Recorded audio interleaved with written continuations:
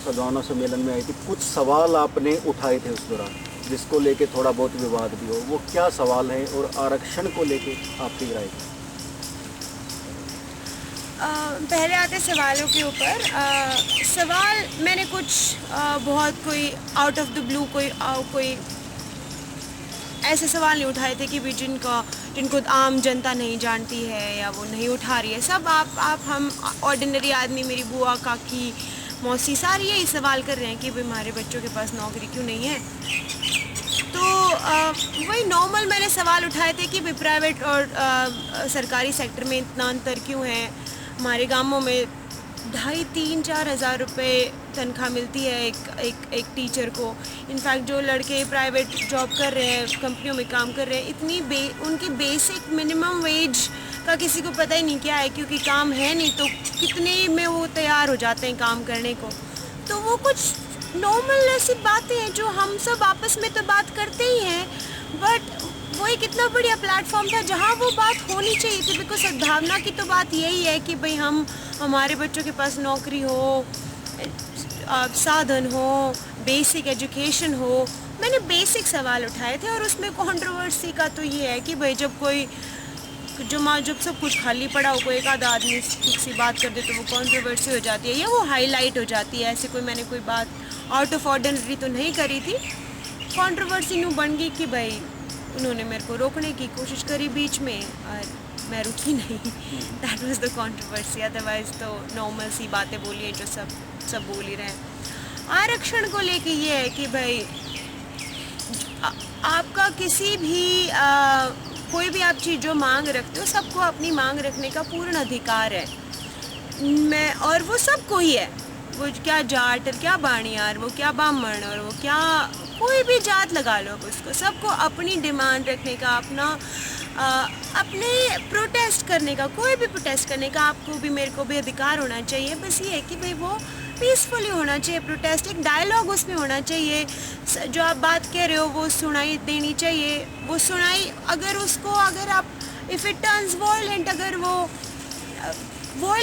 वो हो जाता है, हिंसा उसमें हो जाती है, तो उसमें गड़बड़ हो जाती है, क्योंकि फिर वो बात भी छूट जाती है, जो बात को लेके आप बढ़ रहे हो वो भी छूट जाती है।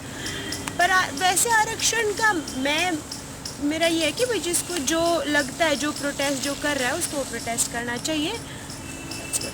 नहीं, क्या जातिगत आरक्षण जरूरी है कि इसी बीच आर्थिक आधार पर एक आरक्षण की बात होती है?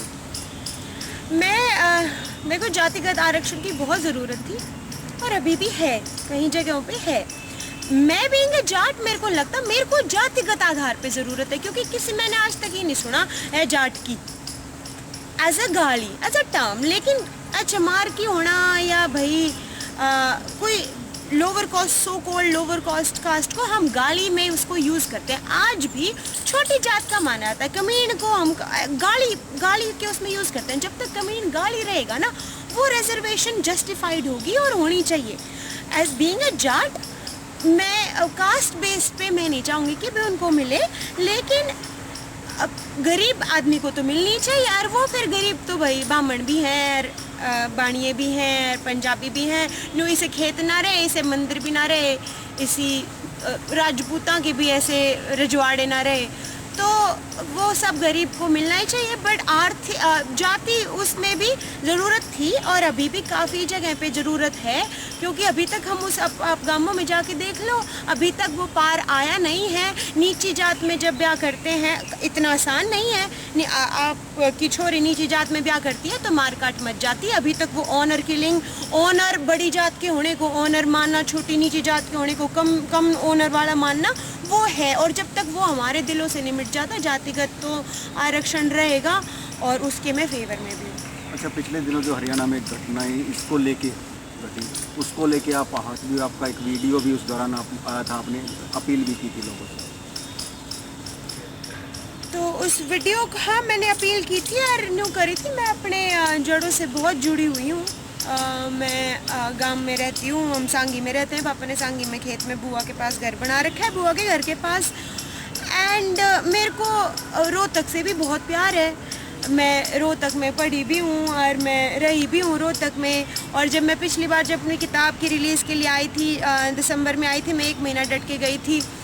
तो मैं बहुत प्राउड भी थी, इतने बढ़िया बढ़िया कॉलेज आ रहे हैं, फ्लाईओवर देख लो तुम, स्टेडियम देख लो, फिल्म इंस्टीट्यूट देख लो, इतना प्यारा बच्चे काम कर रहे हैं, फैकल्टी आ रही है दुनिया भर की। मैंने कुछ बच्चों की पिक्चर देखी, उन्होंने मूवी बनाई हुई है और आई वाज ब्लोन अवे। मैंने कहा ये हमारे रोहतक में हो रहा है काम, ये हमारे गांव के बच्चे करने लग रहे हैं, उनकी कुछ मूवीज़ देखना आपसे वंडरफुल। तो मैंने कहा भैया कहाँ से तुम कैसे सीख रहे हो, तुम्हारी इक्विपमेंट, तुम्हारी फैकल्टी, कहते हमारी टॉप क्लास फैकल्टी है। So I was very proud. It was leather college और पता नहीं क्या architect college, पता नहीं क्या क्या जो हमने नहीं सोचा था। I was very surprised and happily surprised. तो मेरे का भी ये था कि भाई तो बहुत बढ़िया हम कर रहे हैं तरक्की और यहाँ पे आके करा जाएगा कुछ। होप आई थी, एक बहुत बढ़िया होप सी थी कि हमारा तो भाई बहुत बढ़िया तरक्की कर रहा है। और मेरा भी मन था यहाँ पे स्कूल खोलने का, हाउस वाइफ्स के लिए, होम मेकर्स के लिए।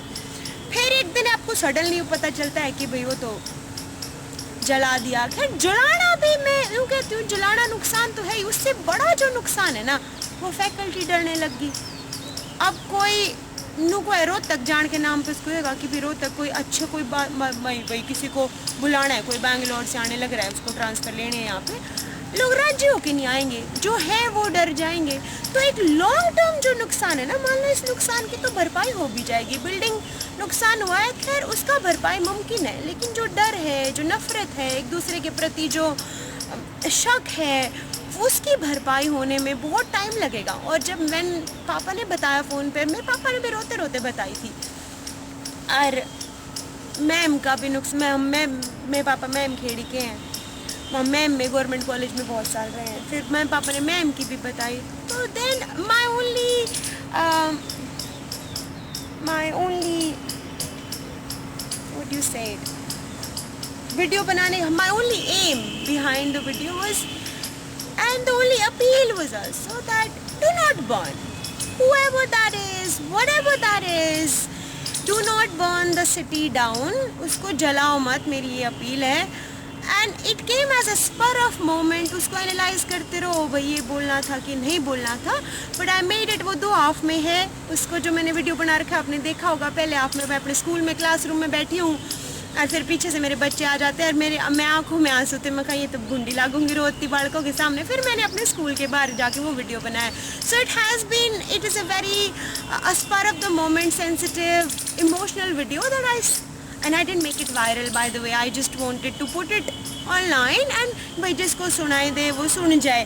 वायरल होना अपने हाथ में नहीं होता, आज बना लूँ वीडियो कती ना हुआ है, सो दैट वो वायरल हो गया वो अलग बात है, लेकिन that is the story behind the video. अच्छा, एक यूथ्स के लिए क्या अपील करना चाहेंगे, खासकर जो हरियाणा में ये माहौल पैदा हुआ है उसके बाद? यूथ के लिए भी मैं ये अपील करना चाहूँगी कि तुम ना इंसान पहले हो और कोई भी जात पात के बाद में हो। मैं बहुत सारे स्कूल्स कॉलेजेस में जा रही हूँ, अभी मैं लाखन मांजरा कॉलेज से आई हूँ, कुरुक्षेत्र कॉलेज में थी, एसडी कॉलेज पानीपत में थी, कुरुक्षेत्र यूनिवर्सिटी में थी। तो यूथ हमारा बहुत अमेजिंग है, बहुत प्यारा है, बहुत समझदार भी है। बस ये जो जात पात के आधार पे जो हम बटे हुए हैं, इसको कहीं ना कहीं अब हाई टाइम कि हम इसको ख़त्म करें, इसको मूव तो करें। ख़त्म होना आसान नहीं है, मेरे से लोग कहते हैं कैसे कर दे ख़त्म, मेरे को नहीं पता, but let's take a step forward. उसको और ज़्यादा एस्टेब्लिश ना करें। मेरे पापा एक बहुत बढ़िया बात कहते हैं कि आप पूर्ण इंसान हो और फिर उसके अंदर आप जाति, भाई मैं इतना बानिया हूँ या मैं इतना पंजाबी हूँ या मैं इतना जाट हूँ, तो उतने ही कम आप इंसान हो जाते हो। सो आपको पूर्ण आप एक इंसान होनी चाहिए, उसके बाद जात पात तो होनी ही नहीं चाहिए। सो यूथ के साथ यही मैसेज है कि भाई अपना बहुत रिच स्टेट से हम आते हैं, बहुत रिच स्टेट है हमारी लैंड बहुत रिच है, बहुत फर्टाइल है, सारा मौसम भी ठीक ठाक है। तो हमें नॉट ओनली सरकारी नौकरी बट वैसे भी और एवेन्यूज़ भी देखने चाहिए। सरकारी नौकरियां तो हैं ही, बट वैसे भी मेहनत करके और भी चीज़ें सीखनी चाहिए, बिजनेस भी करना और लिखना और पढ़ना और मूवी मेकिंग और इतना कुछ है, दुनिया करने लग रही है। तो आई थिंक वी हैव, हमारे पास क्या नहीं है जो हम नहीं कर सकते। So I would tell the youth to come together और get into the politics of things and not depend on भाई ये करेंगे या वो करेंगे। आप आओ, जुड़ो, संगठन बनाओ, जाति बेस्ड संगठन नहीं, यूथ बेस्ड संगठन, एक एम बेस्ड संगठन कि भाई हमारी मान लो अब गांव में ईख खड़ा है जो अभी तक नहीं खड़ा होना चाहिए, लामणी का टाइम आ गया, कपास बोने का टाइम आएगा, एक नहीं होना चाहिए अब। तो उस पर आवाज़ उठाओ कि भाई पर्ची शुगर मिल से सही टाइम पे आ जाए। वो आवाज़ उठाने के मुद्दे हैं। मान लो अब गेहूँ पड़ा है, बारिश हो जाए, उसके क्या उपाय हैं, उसके ऊपर है जो आवाज़ उठाओ कि भाई धान का रेट जो है वो कम ज़्यादा क्यों हो रहा है, फिर उससे सुसाइड क्यों कर रहे हैं लोग, उस पर आवाज़ उठाओ। और वो फिर वो एक पॉजिटिव आवाज़ होगी, वो एक समाज के भले में आवाज़ होगी। एंड आवर यूथ ही तो होता है सब कुछ, and we have the power to do it and we should do.